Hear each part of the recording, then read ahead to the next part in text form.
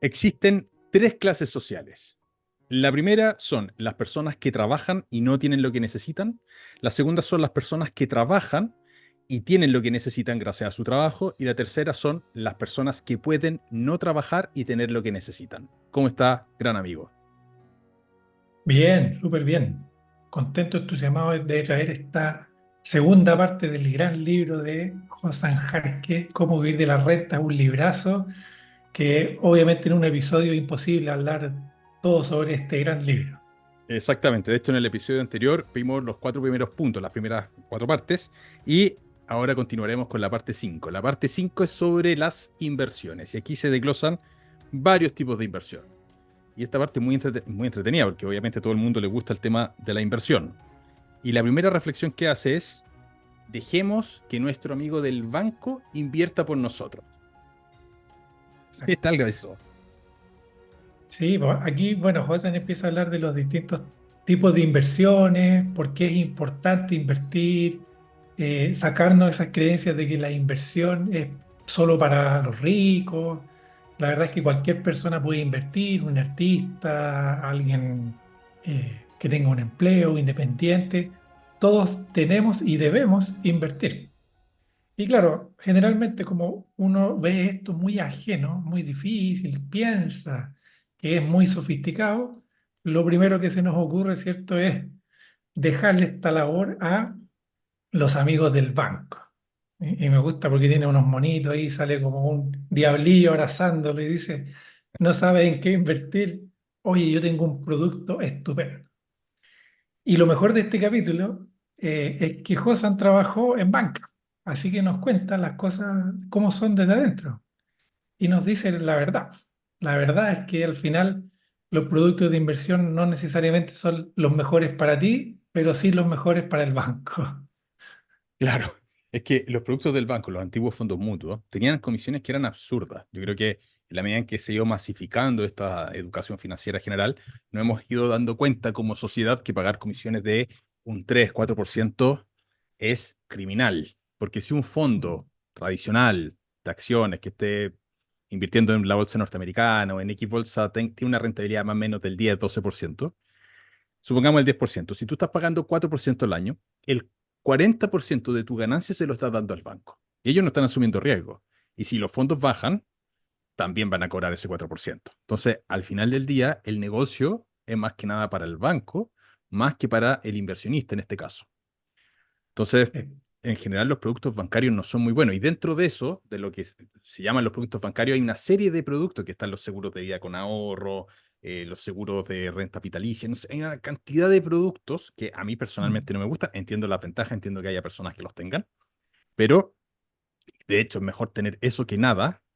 No obstante, está absolutamente lejos de ser lo más eficiente donde nosotros podemos tener nuestro dinero. eh, O sea, sí, todo lo que tenga comisiones caras es muy malo en general. exacto. No, es bien interesante lo que mencionas, sí, que hay, nos guste o no, hay incentivos también, muchos ejecutivos ganan por ofrecer estos productos, por cuando se contratan, y él hablaba ahí de las metas y los incentivos que teníamos para vender cosas que eran algunos productos que eran realmente nefastos para las personas, pero son cosas que se dan y que me pareció muy interesante que alguien que trabaja en la banca, que trabajó, perdón, allá en España muchos años, más de 20 años, nos dijera esto sin tapujos. Así que es bueno saber eso, que no necesariamente la persona del banco te está dando el mejor consejo para ti, lo más probable es que lo esté dando tanto para él como para su empleador. Así es, así es, tremendo esa parte. Después Sí. de lo que son los productos bancarios, se habla sobre la inversión en plazo fijo, lo que en Chile se conoce como depósitos a plazo, que en general es un tipo de inversión muy común. Muchas personas que invierten en este tipo de instrumentos que tienen una rentabilidad garantizada a los plazos fijos, porque tú depositas el dinero y sabes cuánto retorno vas a tener. Y en Chile han estado bastante en boga en el último tiempo, el año 2023 sobre todo, producto de la altísima rentabilidad nominal que han tenido estos instrumentos. Eh, el problema de estos instrumentos es que no están diseñados para crear riqueza en el largo plazo, sino que están más bien diseñados para mantener el poder adquisitivo del dinero. Entonces, nunca un depósito a plazo, plazo fijo, el nombre que quieran, va a tener mucha rentabilidad por sobre la inflación, tiende a empatar sobre la inflación. Entonces, las ganancias reales están, de hecho, varios años son cero las ganancias reales, son negativas las ganancias reales.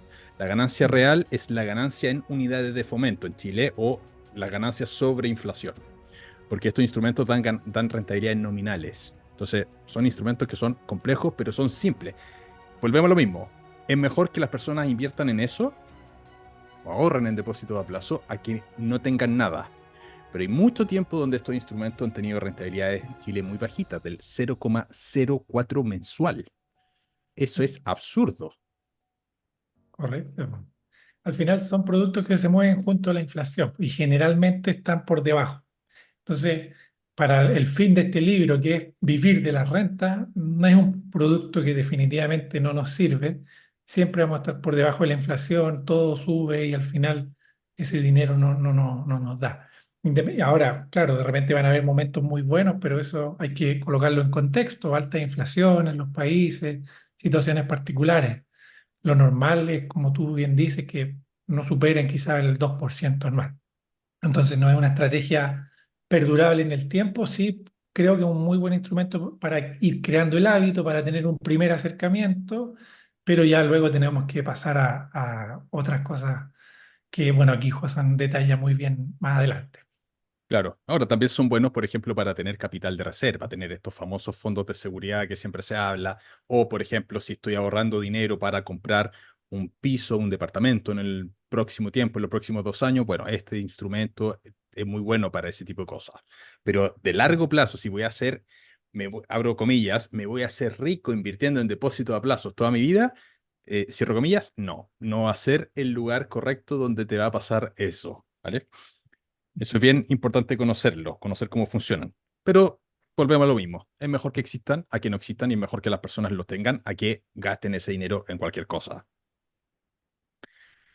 Después, el ítem 3. Y aquí esto es largo de conversar. La inversión Mm, inmobiliaria.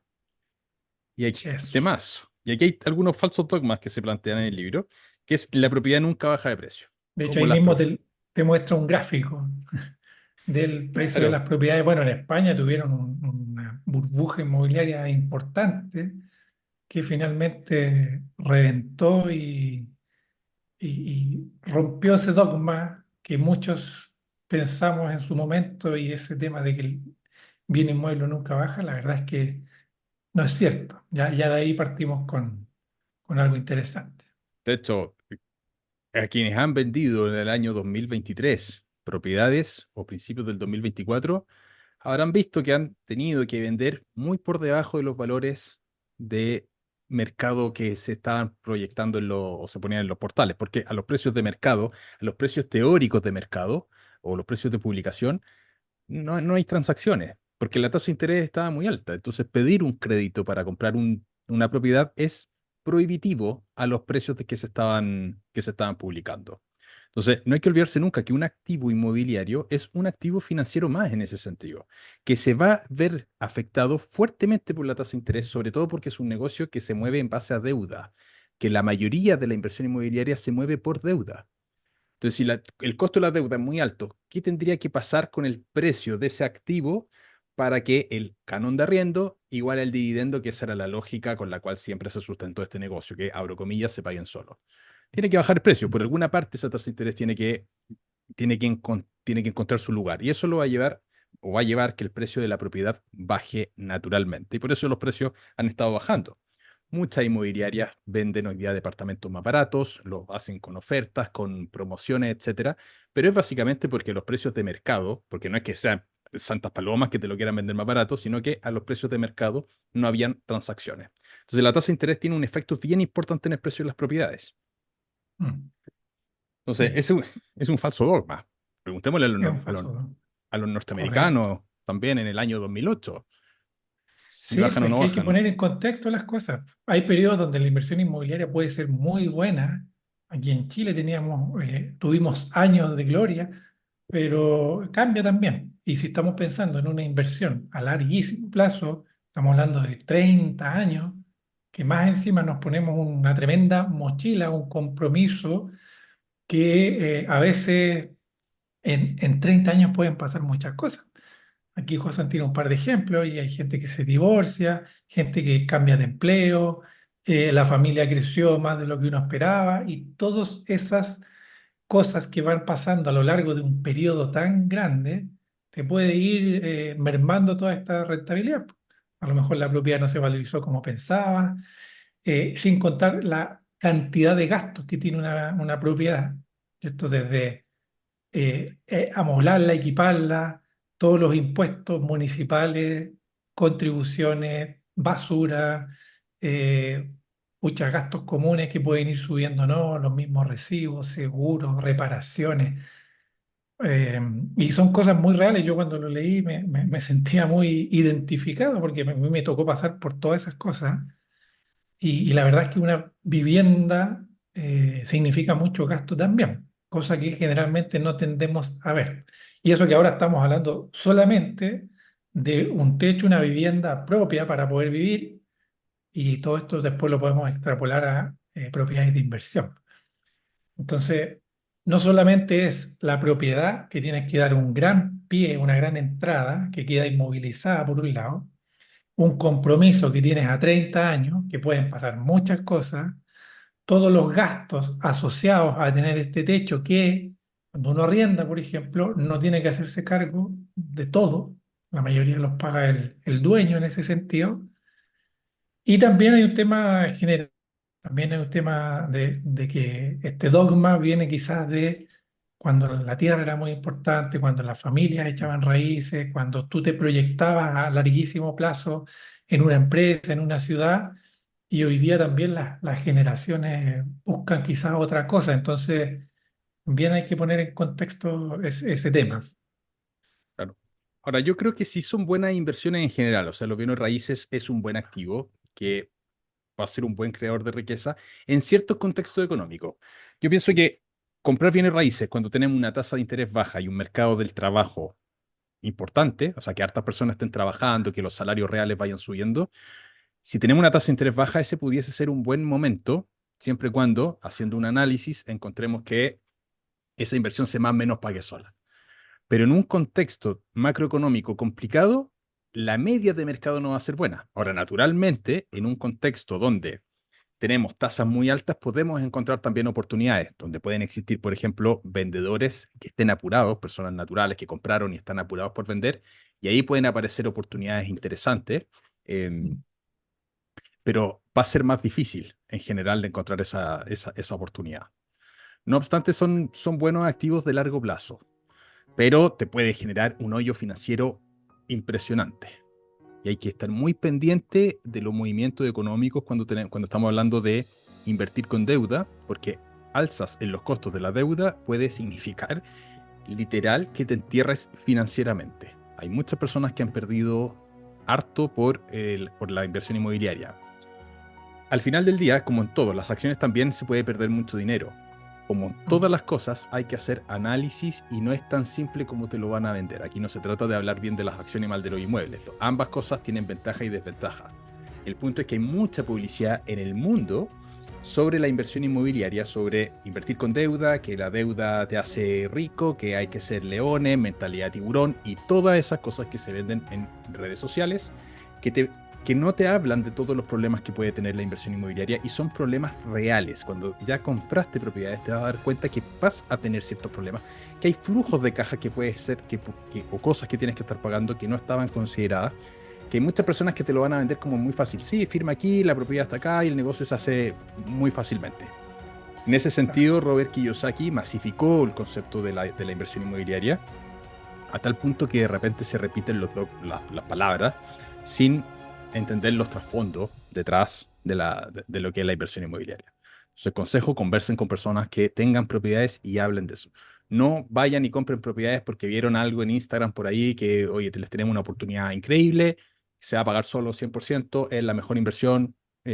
No, aprendan a hacer sus propios análisis de números. No es muy difícil, hay algunas cositas que hay que analizar y tener siempre claro el contexto económico en el cual estamos. Así es. Después de eso, plantea invertir en el propio negocio. Sí, es una opción súper legítima, válida y que bueno, yo también estoy seguro que es una muy buena decisión, pero también no es fácil tampoco. No es lo mismo partir un negocio desde cero, teniendo claro si va a resultar o no, todas las trabas legislativas también que eso implica. O sea, hay mucha burocracia. Bueno, José escribió este libro ahí viviendo en España, entonces también yo estoy enterado de que te hacen la vida imposible prácticamente para poder crecer un negocio y eso también es difícil. ¿Ya? Entonces él lo plantea como que efectivamente es una opción válida, pero que no es tan fácil tampoco. O sea, no es una apuesta segura de que un negocio vaya a funcionar.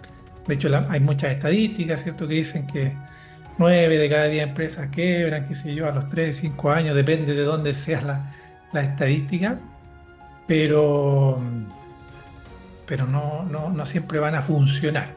¿Ya? Y por eso es muy importante, él habla de si vas a dedicarte a esto, también diversifica en otro lado en caso de que esto no funcione, ten ahí un plan B a la mano.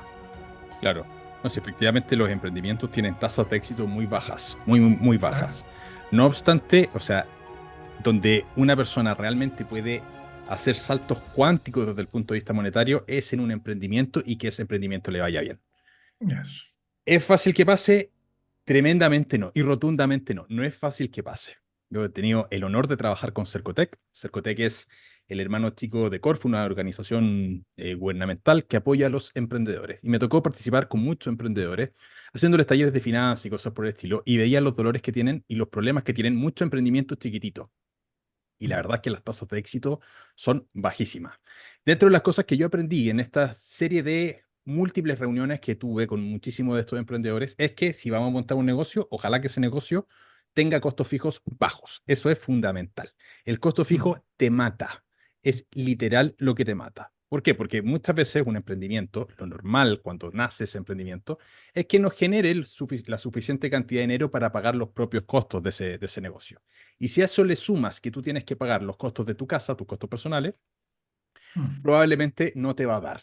Hay algo que me gusta llamarlo el nefasto ciclo de los 30 días, que es que cada 30 días tenemos que pagar todas las cosas del negocio y todas las cosas personales. Y si ese flujo no te está dando, no eres capaz de poder financiar eso, ese negocio muchas veces va a cerrar. Probablemente han existido muy buenas ideas de negocio que han cerrado porque ese emprendedor que está detrás no ha podido juntar el capital necesario para poder financiar su vida, ¿vale? Entonces, costo fijo bajo al principio ideal. Los negocios de servicio en ese sentido son muy buenos porque mm. no necesitas también comprar mucha mercadería, tener inventario, etcétera, que es otro ítem tremendo en los emprendimientos, la gestión del inventario. Exacto.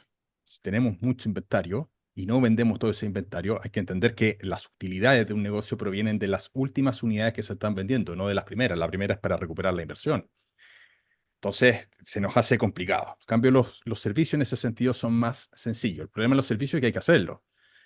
En cambio, si estamos vendiendo papas o empanadas, tenemos la empanada y la vendemos y podemos estar borrachos después de un día de fiesta y podemos estar en ese negocio. No obstante, un servicio no.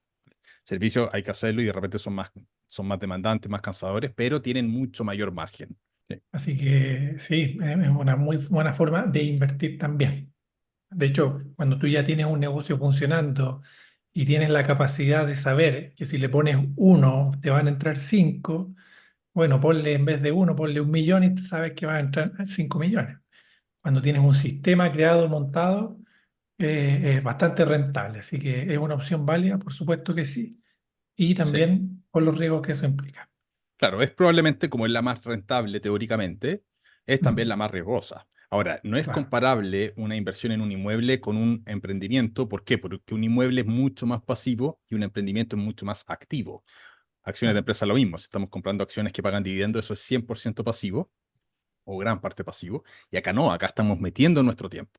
Entonces, naturalmente no es algo comparable si tenemos la ecuación capital más tiempo que solamente capital. Deberíamos esperar, Claro. obviamente, mucho mayor retorno en un emprendimiento. El riesgo está en que podemos perder todo Eh, y la estadística no está a favor en ese sentido. pero los países avanzan gracias a los emprendedores, así que ojalá que haya muchos emprendedores. El Eso. ítem siguiente de inversión habla sobre pegar pelotazo en bolsa, el trading. Este es muy, o sea, creo que no hay mucho que decir, pero lo explica y lo expone muy bien, ¿cierto? Que no hace falta ni estudiar, que esto es fácil. Hoy día, sobre todo con el acceso a Internet, hay un montón de promociones, publicidades de esto, de, bueno, análisis técnico, trading, y también se suelen confundir los conceptos para que uno caiga más fácilmente. Eh, pero también, o sea, habla del tiempo que necesita, la disciplina necesaria, de todo el factor psicológico, de que primero que todo dejar obviamente claro que es imposible saber lo que va a pasar a futuro, a pesar de todas las formas y figuras que tienen los gráficos, no es fácil hacerlo. No significa que sea imposible, hay gente que lo hace muy bien, pero también tiene, o sea, tiene como esa misma tasa de éxito, incluso yo creo que menos, de lo que es poner un negocio. Yo Entonces, también creo que menos. claro, entonces dedicarle tanto tiempo a algo que quizás te va a hacer perder mucho dinero, que ni siquiera es tuyo, o sea, no estás construyendo un activo real, no estás haciendo una pasada, eh, también. Y menciona ahí que generalmente las personas que ofrecen este tipo de servicios están también más preocupados de vender sus cursos o de venderte algo más que tú logres dar este pelotazo. Porque también te muestran solo lo bueno, no sé, de 200 operaciones salieron dos buenas y esas son las que te venden y finalmente la realidad es otra. Al Claro, final, como decía la famosa frase esta de la fiebre del oro, los que ganaron plata eran los que estaban vendiendo palas. No, aquí los que te están enseñando a hacer trading, no los que hacen trading realmente. claro, claro. Ahora, Mm, obviamente eso no quiere decir que no hayan personas que usan análisis técnico y que les vaya bien usando solamente análisis técnico. Obviamente hay, pero desde el punto de vista estadístico más difícil claro, hacerlo. Y alarmas de eso cuando alguien aparece con un Ferrari por ahí, vendiéndote eso. un programa sentado arriba de este auto deportivo o en una playa llena de palmeras, alarma, alarma y alerta, porque probablemente te están intentando vender algo que no es necesario. Además, el trading es una de las pocas actividades donde tú al momento de empezar a hacer trading, estás automáticamente compitiendo contra los mejores del mundo.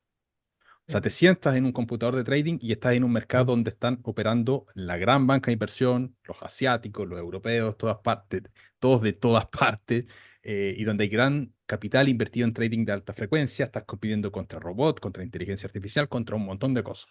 Entonces, la probabilidad de ganar ahí consistentemente es más baja. Por supuesto mm, que hay, insisto, hay, pero hay un porcentaje bajo. Entonces, no es tan fácil como se puede plantear. Hay muchos buenos traders que fueron buenos traders después de quebrar 3 4 5 cuentas. Es como los emprendedores también. Hay muchos emprendedores que ah, quebran negocios, varios negocios, y van aprendiendo en esos procesos de quiebra y después hacen uno que les es muy rentable porque hay una curva de aprendizaje muy importante producto de las cosas de las vivencias que tuvieron. sí. Y además que, bueno, este libro trata de cómo vivir de la renta y aquí, o sea, vas a tener que estar siempre activamente trabajando en esto. Entonces, tampoco ¿cómo decirlo? No compatibiliza mucho con este objetivo que es recibir ingresos pasivos. Claro. O sea, el trading es Mm, un trabajo al final del día. Es un trabajo que sí, puede ser muy rentable si se hace bien, se puede perder todo, pero estás intercambiando tiempo por dinero. Quizás no tanto tiempo, si es que eres muy bueno, puedes escalar, porque esa es otra gracia del trading. Si tú aprendes con muy poquito capital a operar y eres rentable, y después tienes la psicología suficiente, puedes hacer las mismas operaciones con mucho capital, que no aumenta la dificultad. O sea, no es como, no sé, pues el tenis, que tú juegas en tu barrio tenis, y bueno, y si eres el mejor del barrio, listo, empiezas a competir en un lugar más competitivo y naturalmente vas compitiendo con cada vez gente mejor. Acá claro, no, acá desde el minuto uno estás compitiendo contra los mejores. Entonces, si tienes un mecanismo, una estrategia que te hace rentable desde el minuto uno, eso lo puedes replicar con más capital y no va a variar mucho la estrategia. Entonces, esa es una de las gracias del trading, pero, insisto, es requete contra difícil. Después sí, habla de la inversión en acciones dividenderas, que es la que le gusta a Josan, la que nos gusta a nosotros. Em, Obviamente vamos a tener un sesgo a hablar de las bondades de esta forma de inversión, por algo llegamos ahí, y que se Mm. basa principalmente en invertir en buenos negocios a buenos precios y de largo plazo y reinvirtiendo los dividendos de manera permanente. Pero también tiene algunas desventajas, entonces hablemos de las desventajas que pueda tener esta forma de inversión. Bueno, generalmente la rentabilidad, por llamarlo así, no es una de las más atractivas. Cuando estamos invirtiendo en estas empresas a largo plazo, al comienzo suele ser muy lento y eso tiende a, ¿cómo decirlo?, no cumplir las expectativas de las personas que generalmente buscan o buscamos algo mucho más rápido. Entonces estamos hablando de resultados bajitos, dependiendo del mercado donde uno invierta, podemos estar hablando de un 2, 3, 4% de retorno, lo cual es Por dividendo, por dividendo, claro, y lo no cual retorno es total. insignificante. Y de hecho también, si invertimos en grandes empresas, tampoco es que tengan una rentabilidad muy grande. Entonces, si uno empieza invirtiendo bajo esta estrategia sin saber eso, lo más probable es que se desanime o piense que esto nunca va a resultar y termine desistiendo. Siendo que la estrategia está pensada a larguísimo plazo y en aprovechar este interés compuesto y estas progresiones para que esto vaya creciendo en el tiempo. Más o menos estadísticamente se habla, ¿cierto?, que entre 7 y 8 años tú recién te estás viendo que esta cuestión ya empieza a tomar fuerza y ahora sí se pone muchísimo más interesante. Esa es una de las principales desventajas, que es lento, lento. Claro, claro, en ese sentido la inversión en empresas de crecimiento, eh, que ya no estamos hablando de trading, sino que comprar empresas y no que reparten dividendos, sino que vayan creciendo, genera mayor valor de capital, ¿vale? Pero no genera Mm, flujo. Y muchas veces lo que termina pasando en esas empresas es que, salvo algunas contadas ocasiones, hay muchas de esas empresas que se desinflan y salen del mercado. Si aparece una nueva tecnología, si aparece algo de competencia, termina sacando esas empresas o achicándolas, ¿vale? Hay algunas como lo que fue Amazon, Google, Microsoft, las grandes triunfadoras, Apple, por decir, también metido en ese circuito, que son las que te dieron grandes ganancias de capital. Pero el mercado no, en general no va a encontrar o no es tan fácil encontrar ese tipo de empresas. Y esas empresas que prometen mayores retornos, Nvidia el año 2023 fue muy rentable también. Esas empresas que tienen grandes retornos por ganancia de capital muchas veces transan a múltiplos muy caros, múltiplos de PER muy alto, 30, 40, 50 veces. Entonces, las crisis económicas son naturalmente, dado que están muy caras respecto de los fundamentos de esos negocios, es que los precios caen. Cuando no se cumplen las expectativas del mercado, también caen fuertemente. Entonces son empresas que son muy volátiles o más volátiles que la media. Hay un indicador de volatilidad que es el beta, que es la covarianza del precio de una acción respecto a un índice partido por la varianza del precio. Una fórmula, nadie anda calculando el beta, pero simplemente para que lo sepan, un beta mayor a uno significa que una acción es más volátil que el mercado. Beta igual a uno es la misma volatilidad que el mercado y un beta inferior a uno es menos volátil que el mercado. Entonces, en general, los negocios que se buscan ganancias de capital importantes y o gran parte de estas plataformas donde vemos acciones como Investing, Morningstar, etcétera, muestran los betas. Si quieren ganancias de capital, vayan a betas que sean mayor a uno. Van a ser más volátiles, pero pueden ganar más que la media de mercado con una volatilidad mayor. Los betas inferior a uno van a ser menos volátiles, en general son las empresas dividenderas, donde no hay grandes ganancias de capital, pero tampoco en los escenarios de crisis hay caídas importantes. Y ahí depende del perfil del inversionista, es qué tipo de empresa está buscando. Pero para vivir de las rentas, obviamente necesitamos empresas que entreguen dividendos. No podemos vivir de las rentas de una empresa que no nos pague dividendos. Necesitamos vender esa empresa, necesitamos vender Google o Microsoft o Amazon para poder capitalizar. Microsoft entrega dividendos, pero muy poquito, ¿vale? mm, Entonces, ahí también hay un tema filosófico, incluso que lo hemos conversado infinitamente en estos dos canales, que es, si tengo un activo que no me genera flujo, bueno, ¿cómo vivo de ese activo? Vendiéndolo, ¿vale? Es la única forma. correcto. Entonces, ahí están los temas. Y después habla de invertir en el plan de pensiones. Que Sí. es un muy buen ítem, el de invertir en el plan de pensiones, a conversar. ¿Cuál es tu opinión de invertir en los planes de pensiones? Mira, creo que la realidad ya en España es levemente distinta a lo que es acá. Aquí, por lo menos en Chile, tenemos mecanismos muy interesantes que están pensados en la pensión, Sí, como pueden ser el APB, ¿cierto? Con rentabilidad garantizada, como puede ser la baja en los impuestos para las personas que ganan más. Yo desconozco cuáles son los mecanismos que existen en España, también desconozco. pero, por ejemplo, si sacásemos el APB de la ecuación, eh, puede ser una estrategia válida y que de hecho o sea, para alguien que está pensando en retirarse antes, quizás no es lo mejor, pero para alguien que está pensando en su jubilación efectivamente y abultar esto, pudiese ser una alternativa. José obviamente tiene su visión muy crítica sobre esto. Él es muy crítico respecto al Estado, a los gobiernos, y claro, dice que independientemente de dónde tú pongas la plata, uno nunca sabe qué es lo que va a aparecer, que nos la pueden Mm, quitar, que está totalmente bajo nuestro control, que hay multas por sacarlo y que al final se está invirtiendo también en cosas que no sabemos, por lo tanto tampoco tenemos mucho control. Así que son opiniones bien interesantes. Yo personalmente no lo haría porque no se ajusta a mi plan de vida, pero puede ser una opción para las personas que están pensando en ese momento que sí o sí vamos a llegar y donde vamos a mm. necesitar esas rentas para poder vivir, como es la jubilación. De hecho, yo creo, por ejemplo, una persona de 50 años que está empezando a tomar conciencia, tardía, pero está empezando a tomar conciencia de respecto de la importancia de la inversión, etcétera, y dice, bueno, ¿en qué invierto? Porque quiero tener una buena, quiero vivir de la renta, etcétera, pero tiene 50 años.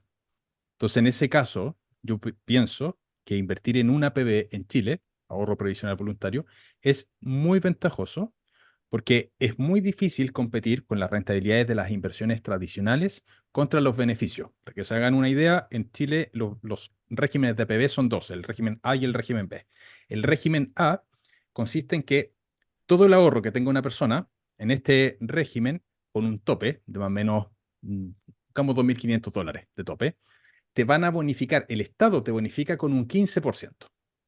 Ese es el tope. Si tú invertiste $100.000 ahí, el beneficio va a ser solamente por los $300 que te bonifica, o $400 más o menos que te va a bonificar el Estado, que es algo así como el 15% de estos $2.500. ¿Vale? Em, pero ese 15% de bonificación de capital que te da el Estado, más la rentabilidad natural que tienen los fondos, hace que ese capital pueda estar rentando a tasas del 20 más o menos. Porque si los fondos, por ejemplo, el multifondo, el C, que es el que podría estar esta persona a 50 años por su edad, que es un fondo que tiene más o menos 50% acciones, 50% renta fija y acciones súper diversificadas, donde la tasa de crecimiento puede ser del orden del 6-7% al año nominal, más un 15%, estamos hablando de 21-22% de retorno nominal anual. Eso es muy difícil competir en el mercado tradicional. O sea, ¿qué acciones tenemos que comprar o qué instrumentos tenemos que comprar que nos renten sobre 20%? Muy difícil, algo así. Mm. Entonces, para esa persona que tiene 50 años, 48, 52, que está empezando a invertir, creo que el APB es muy bueno. Y el régimen B es que todo lo que una persona ahorra ahí, con un tope también de cerca de $20.000, $22.000 por ahí de tope, se descuenta de tu base imponible, o sea, tributa menos de impuesto a la renta, que también hay una ventaja importante. Entonces, ambos regímenes son muy beneficiosos, pero no por el instrumento de inversión, sino que por las condiciones que te dan, por los incentivos que te dan en el instrumento. Entonces, me parece que son súper interesantes para ese rango etario. Yo soy un defensor de la APB, pese a que yo no tengo APB. Esa es la clásica pregunta. Oye, pero ¿cómo defienden los APB si no tienen APB? No, porque yo no me quiero retirar la forma tradicional. El contra que tienen los APB es precisamente ese, que si tú retiras el dinero antes, pierdes todos los beneficios. Entonces, no se Correcto. transforma en negocio. Si queremos tener independencia financiera antes de la edad tradicional, hay que invertir en cosas que no sean los fondos de pensiones, porque perdemos los Exacto. beneficios. Hay una parte bien importante que habla de, bueno, esta estrategia de inversiones que fue la que Hosan utilizó para poder retirarse y vivir de las rentas. Y es efectivamente la inversión por dividendo, la cual está muy ligada al tema del análisis fundamental. Obviamente nosotros hemos hablado muchísimo de esto en los canales, pero voy a destacar algunas cosas que menciona él. Hay ciertos indicadores claves que él comparte y que hay que mirar y que no son tan difíciles. porque la filosofía es la misma, encontrar buenos negocios a un buen precio. ¿Cómo identificamos buenos negocios? Uno de ellos es calculando el PER, ¿cierto? El precio, beneficio, para poder valorizar esta empresa. Nos habla de cuál es la rentabilidad por dividendo, cuál es el BPA, el famoso beneficio por acción, cuál es el dividendo por acción, cuál es el payout que tiene la empresa, ¿ya? Su capitalización bursátil, su patrimonio, en otras palabras es también el balance, cuál es su ratio de endeudamiento y cómo está su flujo de caja libre. También el estado de resultados, el EBITDA, el ROE, ¿ya? Y ver si vamos a utilizar una estrategia que sea de value, de encontrar empresas, muy buenas empresas castigadas y esperar a que suban, o vamos a tener una estrategia de comprar y mantener. O sea, son métricas que no son difíciles de calcular.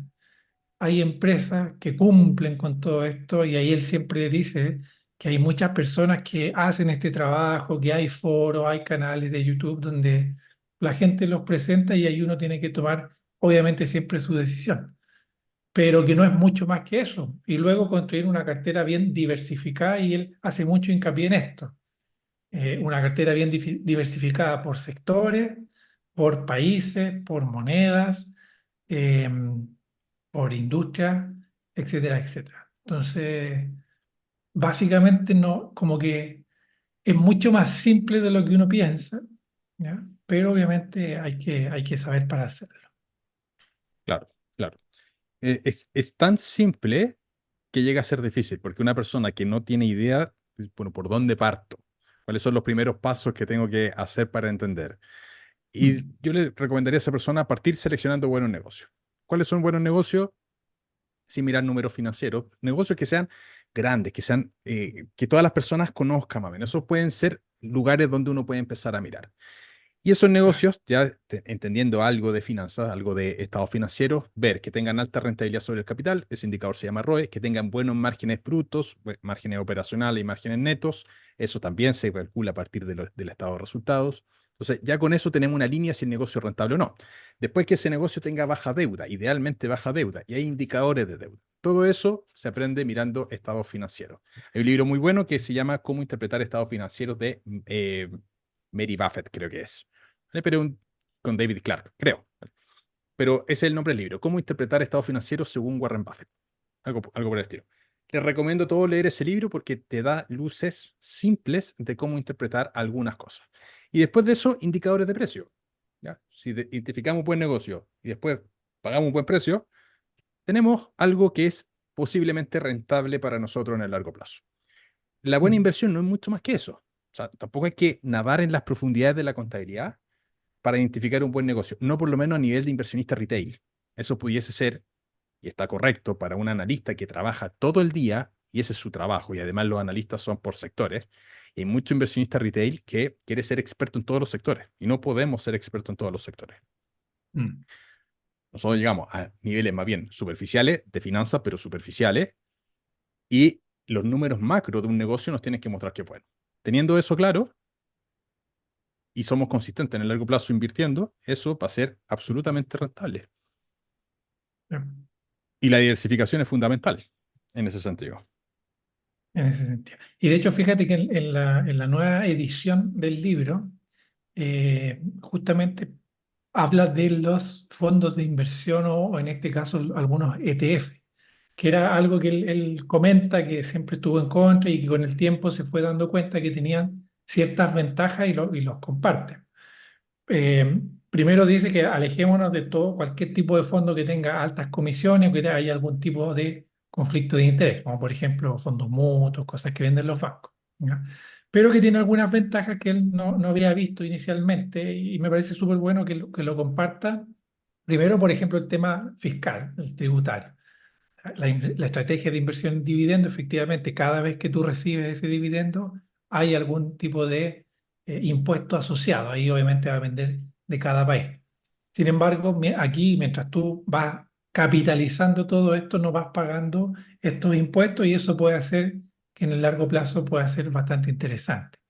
Te da la opción de abrirte a mercados internacionales que podrían ser difíciles de acceder, por ejemplo, invertir en la India, en China, qué sé yo, o sea, no vamos a ir a buscar acciones específicas de empresas chinas, pero podemos, por ejemplo, invertir a través de un ETF o algún fondo cotizado en este tipo de mercados con una exposición bastante diversificada. Claro, Te permite mover esta inversión. Si el día de mañana tú necesitas moverte, por ejemplo, de país o de broker, incluso de corredora, entiendo por lo que él comenta que hay ciertos fondos que no te cobran ningún tipo de comisión, ni de custodia, ni de traslado, y eso también te da esa posibilidad de que si el día de mañana, no sé, intentan hacer un corralito en tu país, tú te puedas mover. Y lo otro es que tiene esta gran variedad. ¿Ya? claro. Cosa que con las acciones quizás puede ser un poco más difícil. Sí, hay, Eso respecto a los ETF o fondos cotizados también. sí, hay un par de, o sea, hay varios ETFs que a mí me gustan. De hecho, yo comparto eso absolutamente. Si queremos invertir en India, ¿cómo vamos a estar mirando y analizando y haciendo análisis fundamental de India? Compramos un ETF de India y solucionamos el problema. Después, hay otros Claro. mercados, incluso como el mismo mercado norteamericano, que tienen muy buenas empresas. Y la pregunta es, ¿qué empresa compramos? Si estamos siguiendo una estrategia dividendera. Si hay muy buenas empresas dividenderas. Y yo me lo he simplificado y hoy día en Estados Unidos tengo lo que tengo ya cada vez está con mayor exposición a ETF. Uno se llama Degro, que es de BlackRock, cobra comisión 0,08% al año. O sea, es prácticamente nada, es inexistente esa comisión. Mm, Y son no sé cuántas empresas, pero muchas, más de 100. El criterio es dividendo creciente. O sea, todas las empresas que van subiendo los dividendos, este fondo los tiene. Entonces están las típicas. Al comprar ahí, estás comprando Coca-Cola, Johnson & Johnson, JP Morgan, todas las que están dentro de los Aristocrats y los Kings. Los Aristocrats son las empresas que llevan más de 25 años subiendo los dividendos ininterrumpidamente, y los Kings es lo mismo pero con 50 años. Bueno, con un instrumento estás comprando todo y a muy bajo costo. Entonces, muy exacto. bueno. Hay otro que se llama HDB, High Dividend Yield, o sea, empresas que tienen alta rentabilidad por dividendo. No necesariamente tanto crecimiento o que vayan subiendo permanentemente los dividendos, pero son de alto rendimiento.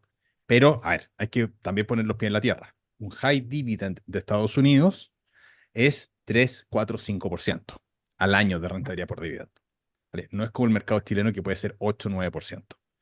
Pero, no obstante, son empresas norteamericanas, muchas de ellas transnacionales, que muchas de ellas también van a tener crecimiento. Entonces, son fondos que son bien interesantes de invertir. A mí Mm, me gusta harto. De hecho, mi portafolio personal en el largo plazo va a tender a tener más o menos entre un 25 y 30% de capital invertido en ETFs, y capaz que en algunos años más piense que tiene que ser cerca del 50%. Me gusta mucho la exacto. selección de acciones también, pero creo que los ETFs son súper sanos en ese sentido. Te Mm, suavizan completamente los errores que tú puedas cometer en tu proceso de análisis, mm, y adicionalmente esos son muy buenos para la persona que está partiendo. sí, así es. Así es. Claro, Otra cosa interesante que agrega en esta nueva edición tiene que ver con la venta de las calls y las opciones put, que aquí ya nos estamos poniendo mucho más sofisticados, pero él, bueno, te enseña y te dice que existe esta opción que básicamente es colocar una orden de compra o de venta a un determinado precio y que mientras, si se cumple la condición, bien, porque tú llegaste a un valor que te acomoda, y en el caso que no se materialice, igual tú por dejar esa orden ahí recibes una prima. Entonces, él comenta que es una muy buena forma de poder acelerar esta inversión, ya sea a través de estas ganancias de capital o bien accediendo a buenas empresas a un buen precio. Pero hace el hincapié de que ya es algo que hay que estudiar, hay que estar mucho más atento y que solo se aplique para buenas empresas. ¿Cuál es el gran error que se comete? Que uno empieza a hacer estas opciones puts o ventas de calls en cualquier empresa de crecimiento, súper volátiles, especulativa, y ahí ya entramos de nuevo en el trading o bien en la apuesta. ¿Ya? Pero cuando tú lo haces con empresas buenas, y voy a inventar un ejemplo local, oye, no sé, pues tengo Habitat que está hoy día a 720 y yo dejo una orden que si llega a los 700 me comprometo a comprar. Bueno, si llegó a 700, buena noticia. Accediste a un precio menor del que estaba hoy día. Y si bajan menos de 700, bueno, por lo menos igual te quedaste dentro de la oportunidad. Así que bien Claro. interesante también ahí lo que comenta José, que ya mucho más avanzado y con más tiempo le permitió acelerar su proceso.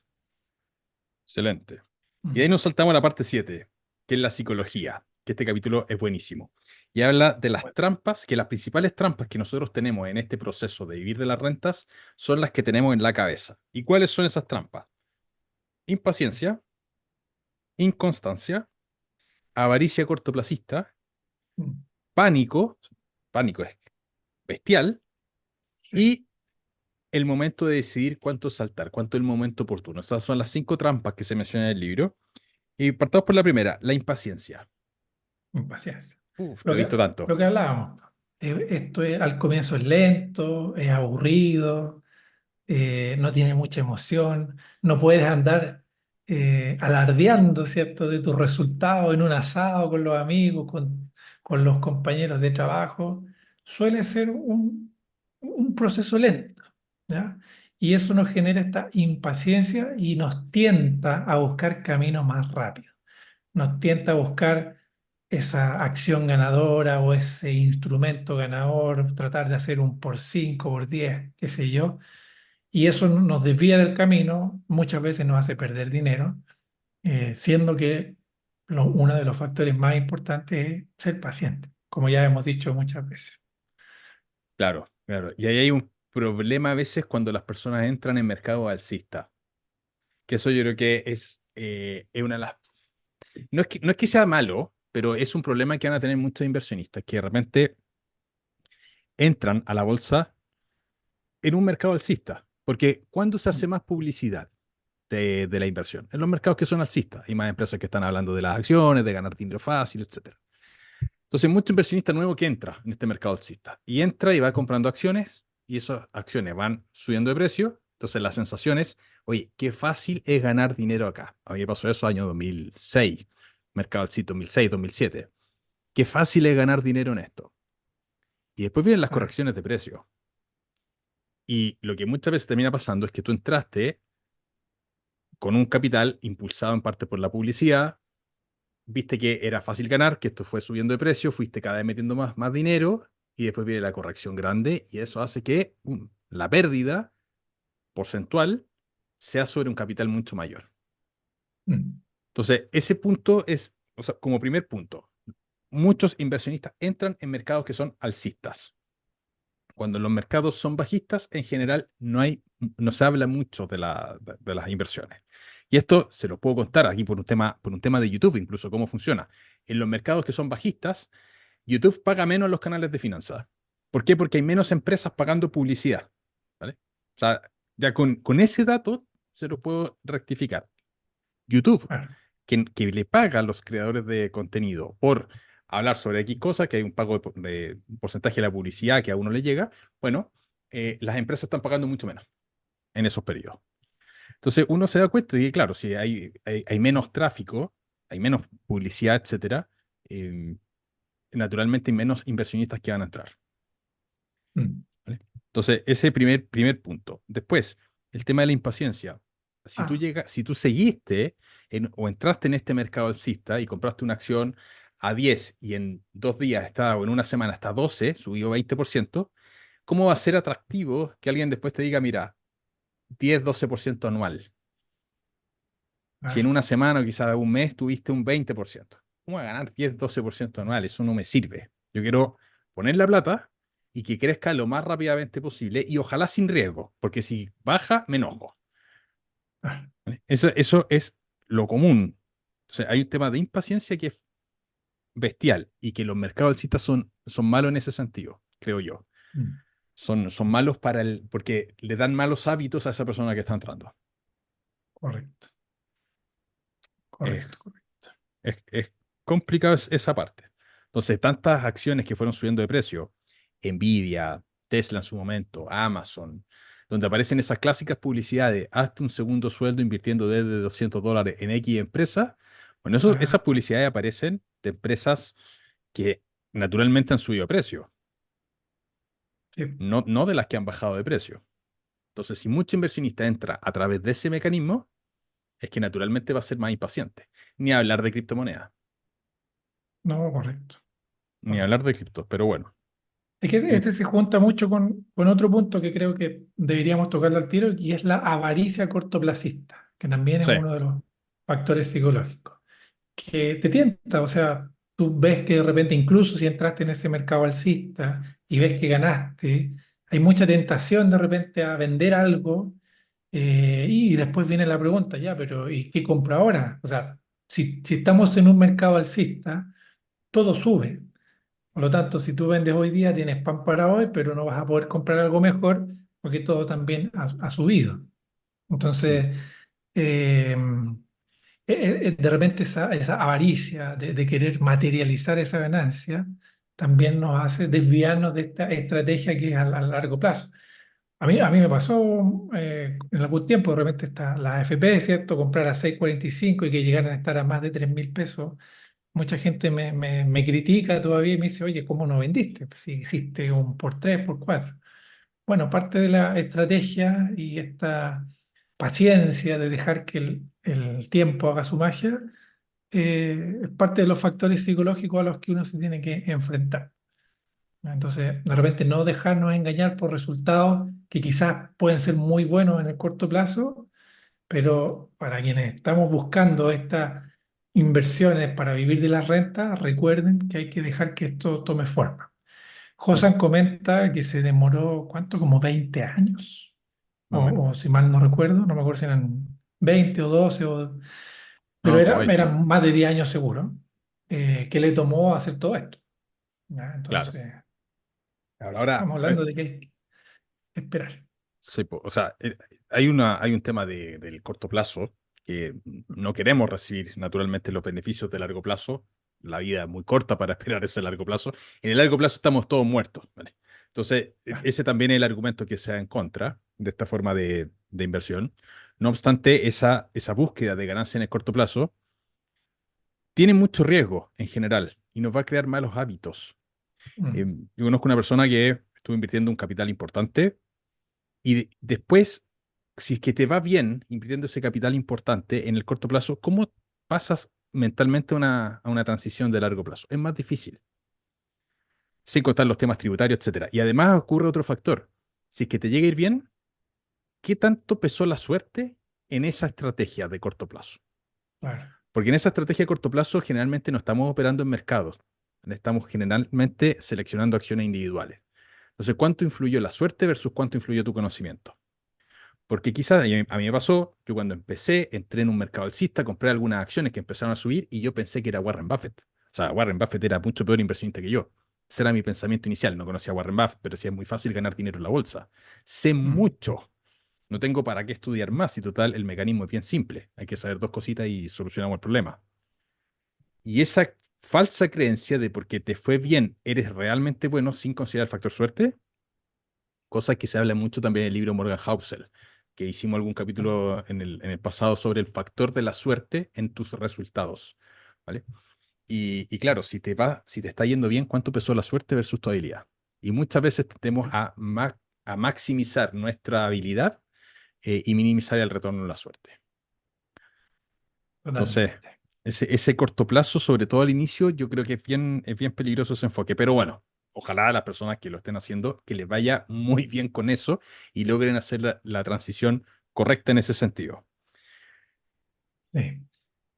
El otro era la En inconsistencia, consistencia, exactamente. claro, que era básicamente el cortar este proceso. O sea, el estar, por ejemplo, permanentemente invirtiendo, si uno corta eso, va a hacer que esto se demore más. Si uno no reinvierte las ganancias que puede tener, también lo va a hacer más difícil.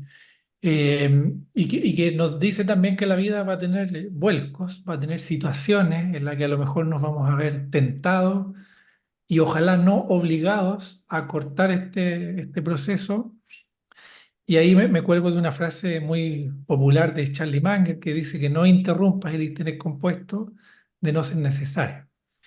Entonces, el factor psicológico que trata esto es que seas lo más consistente posible. genera el hábito. Ya hemos hablado mucho de eso, más importante que el capital es el hábito. Y genera este hábito de comprar constantemente, ir reinvirtiendo y todo lo demás. ¿Ya? Entonces, y lo peor que puedes hacer es que en algún momento de la vida, por X motivo, vendas tus inversiones, liquides, saques todo ese trabajo que hiciste durante años, toda esa paciencia que tuviste que tener para, no sé, gastártela. A lo mejor tuviste una emergencia ya impostergable, pero aún así eh, te va a perjudicar. Entonces, lo mejor que puedes hacer es invertir dinero que no vas a utilizar idealmente, eh, y que ante los vuelcos de la vida ojalá no interrumpas esta bola de nieve. ¿Ya? Y eso es difícil dependiendo de las circunstancias de cada uno. De hecho, la justificación de por qué hay que tener cierto capital de emergencia o acceso a capital de emergencia es precisamente para no interrumpir el interés compuesto de tus inversiones. Porque si se nos Exacto. echó a perder el auto y tenemos que vender acciones de Google para regalar el auto, es un desastre lo que estamos haciendo. Eh, Es un desastre. Entonces, la función de precisamente ese fondo de emergencia es proteger el interés compuesto de tus inversiones. Tal cual. Y después habla del pánico. Momentos de pánico, las bolsas están cayendo, las inversiones caen, etcétera. Hay que salir, hay que arrancar. Hay muchos inversionistas que dicen ser de largo plazo y que entienden, oye, sí, sí, esto hay que, vamos a hacer una inversión de largo plazo. Y caen los precios y salen a vender. Es- O sea, son todos largoplacistas cuando están invirtiendo hasta que llega el momento de pánico. Sí. Y vamos a tener muchos momentos de pánico. O sea, si estamos pensando en un proyecto que dura 10 15 20 años, o sea, créanme y créannos que vamos a pasar por algún periodo difícil, que vamos a pasar por algún evento mundial, político, sanitario, algún tipo de crisis, ¿ya? Y ahí es donde hay que saber muy bien aislar ese ruido para no caer en pánico y cortar toda esta bola que hemos construido. Y eso no es fácil, porque las noticias, la prensa, las mismas corredoras a veces, eh, incentivan todo esto. O sea, ¿cuántos videos no vamos a encontrar en YouTube de la próxima crisis, esto se acabó, no sé quién dijo que se viene, la gran recesión? Y esas cosas generan este pánico. Entonces, Claro, aquí José nos invita un poco a aislarnos de ese ruido, a saber que el mercado es así, es impredecible, va a tener subida y bajada, pero que nosotros tenemos que mantenernos firmes ahí en esas circunstancias. exactamente. Retomando ese punto, efectivamente, la prensa vende, o el miedo vende. El mismo YouTube, si tú haces videos donde los títulos sean de pánico, los vas a perder todo. Bill Gates está vendiendo todo, descubre la razón. eh, Ah, Todos perderán hasta la camisa y cosas por el estilo. Eso naturalmente vende más y está estudiado desde el punto de vista psicológico. Y mm, a los canales de YouTube les va mejor cuando se ven más visualizaciones. Y las visualizaciones están ligadas, si estamos haciendo cosas de miedo, naturalmente va a haber más visualización ahí. Hay canales de YouTube que explotan muchísimo esos títulos de miedo. Lo mismo pasa con la prensa. O sea, los titulares son siempre negativos. La prensa en la televisión siempre te habla de las catástrofes, de lo malo. No te hablan de las cosas buenas.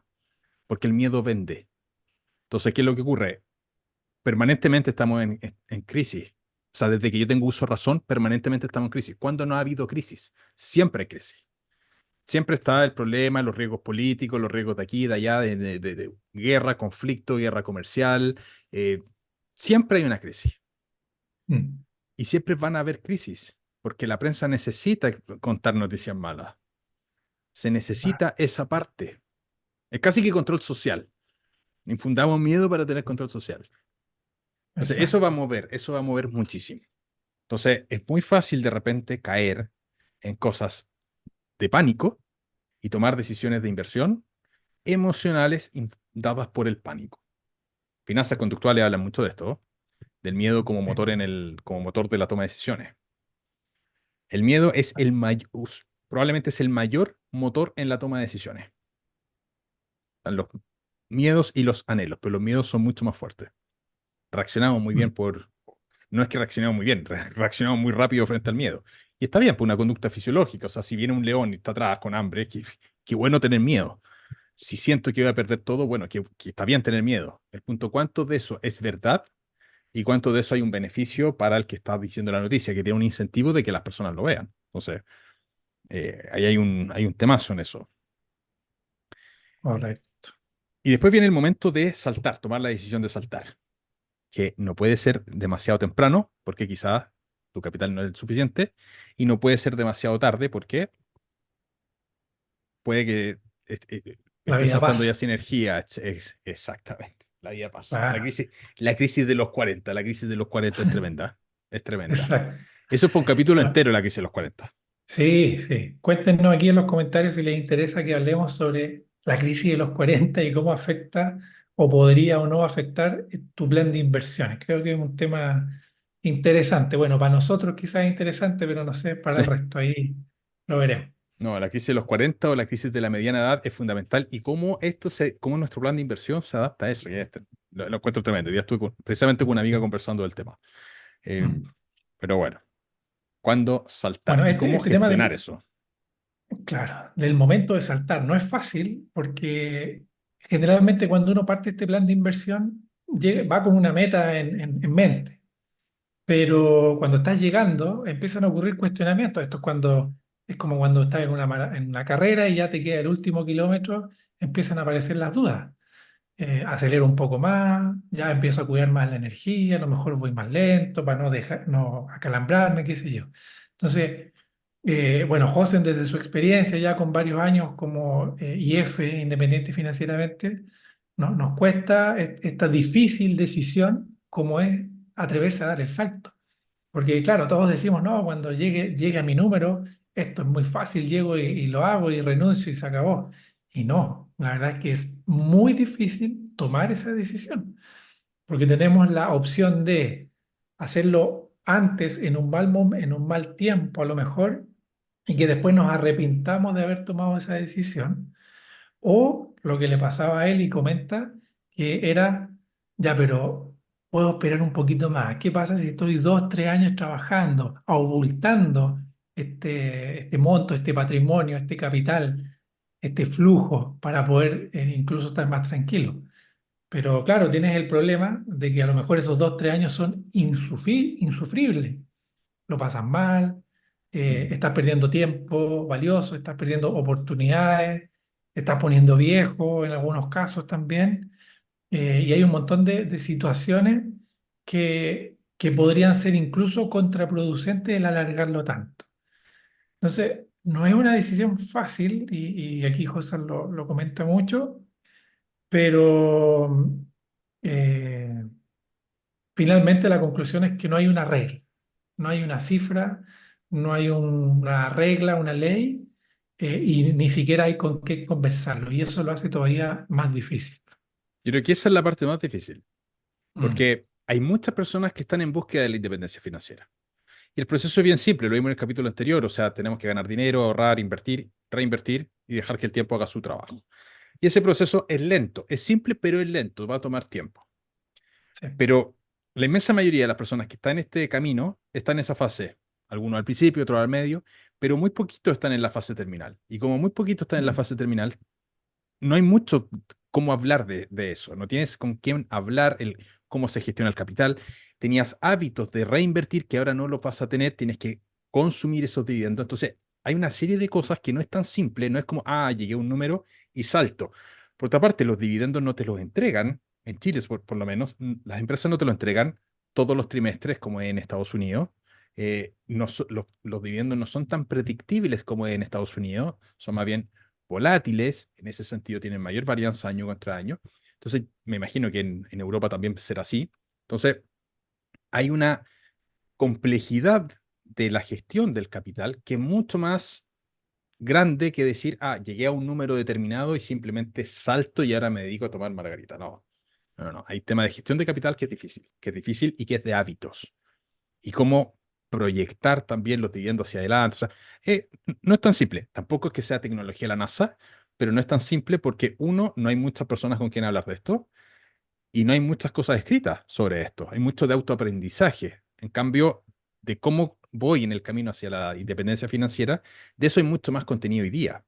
Hay más libros, hay más Hay mismos canales de YouTube, hay un montón de cosas que un poco te pueden dar la receta, te pueden dar el cómo hacerlo, pero en la fase terminal hay poquito. Entonces, esa parte es difícil. Ojalá que en los próximos años haya muchísimo más para poder lidiar. Con Víctor más o menos estamos en esa etapa, eh, y estamos siendo autodidactas de cómo gestionamos nuestro capital en esta fase.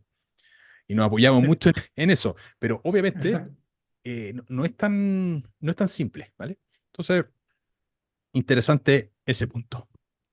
exacto. De ahí Y viene la parte finalmente 8. viene el gran momento. Lo logramos, conseguimos esta IF. Y ahí Y en la octava parte, ¿cierto? Consigo la IF y ¿ahora qué? Y ese también es una exactamente, gran pregunta. exactamente. La trampa del éxito, hay una pequeña parte ahí. No sé Mm, vivir sin trabajar. exacto, ¿Cuánto hay de eso?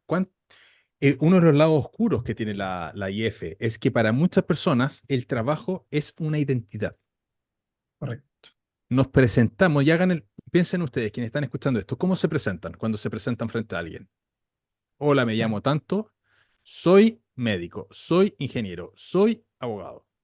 Mm, Cuando tenemos independencia financiera o libertad financiera, ¿qué decimos? ¿Cómo nos presentamos?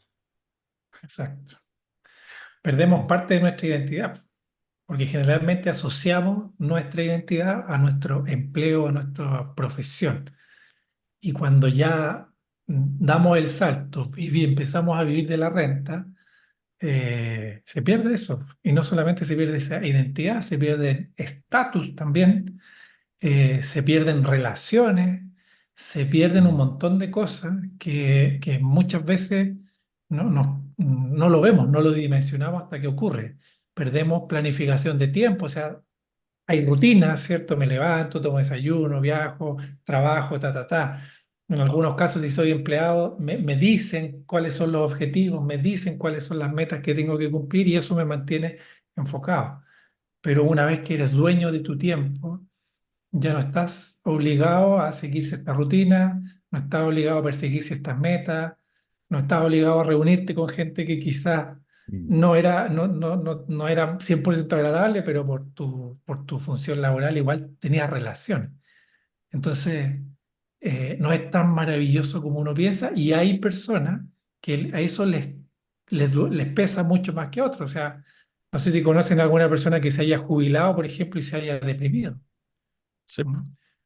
hay varios, hay varios. Hay De varios. hecho, Sí. hay muchas personas, yo conozco a varios independientes financieramente, pero que siguen trabajando, incluso no trabajando en trabajos que les encante, fíjate. Trabajos que no les No, gusta claro, tanto, pero está el sentido de pertenencia. Bueno, puedo vivir de mis rentas, pero quiero seguir trabajando en esto porque es lo que estoy acostumbrado al final del día. claro. Entonces, obviamente está la fantasía de dejamos de trabajar y estamos viendo todo el día Netflix.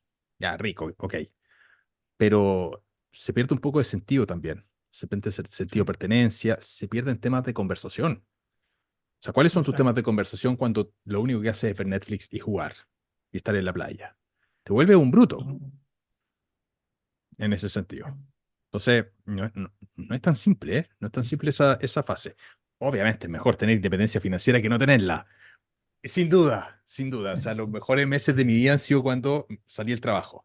No obstante, no es el cielo que te venden muchas personas que vas a estar en una playa tomando caipiriña.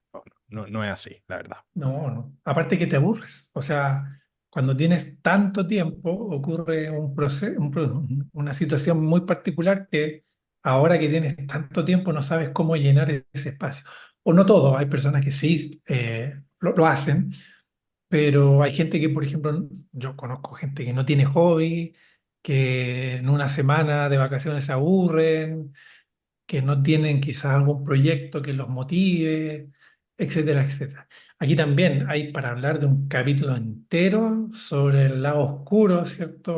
O el lado negro de la independencia financiera, pero aquí José lo resume muy bien en el libro y nos muestra, nos revela estas cosas que no se hablan, porque obviamente no muchos han llegado a la situación en la que él está. Exactamente. pero Mm. simplemente vean las personas a jubilados que tienen cerca. ¿Cuántos jubilados quieren seguir trabajando, no necesariamente por la necesidad económica, sino porque se entretienen en el trabajo? Yo tenía compañeros de trabajo en la universidad, tenían 70 y tantos años, etcétera, y me decían, yo trabajo porque no, porque si me voy a la casa y estoy todo el día encerrado en mi casa, me vuelvo bruto. Así de simple. Correcto. Entonces, seguían trabajando por eso, por sentirse productivos. Mm. ¿Vale? Entonces, es un temazo. Y después está la última pregunta, que es, ¿la independencia financiera da la felicidad? Como el cierre. Ahí piensen ustedes, ¿la independencia financiera da la felicidad o no las da? Eso es súper Eso personal de cada uno. hay que Así que, dejarlo en los comentarios, definitivamente. ¿Qué opinan sí, ustedes? ¿dará o no dará la felicidad a la independencia financiera? Yo Mm. creo que ayuda, ser dueño de tu tiempo te va a ayudar mucho, pero hay que ver hartos matices. Y si tuviesen independencia financiera, ¿dejarían de trabajar? ¿Trabajarían en algo que les gusta? ¿Qué es lo que harían si tuviesen independencia financiera hoy día? ¿Vale? Dejen todo eso en los comentarios. Espero que les haya gustado este resumen de este libro. Naturalmente, este resumen no es ni de cerca comparable con leer el libro. Por favor, lean el libro porque es buenísimo, les va a servir mucho. Creo que es un libro que debería estar en todas las bibliotecas de las personas que buscamos la IF. Yes, así es. Le mandamos un gran saludo a Josan. Muchas gracias por escribir este libro, por animarte a hacerlo, por publicarlo y compartir toda esta experiencia desde el punto de vista de alguien que ya lo consiguió y no solo eso, sino que ya tiene muchos años como IF, porque Sí, a muchos de nosotros que partimos o que estamos en ese proceso ya de transición, eh, nos ha servido muchísimo. Así que le mandamos un sí, gran saludo a Josan desde acá. sí. Un gran saludo, Josan. Él ha sido un mentor a la distancia que he tenido. Gracias. Un abrazo muy grande, que esté muy bien. Chao, chao. Chao, chao.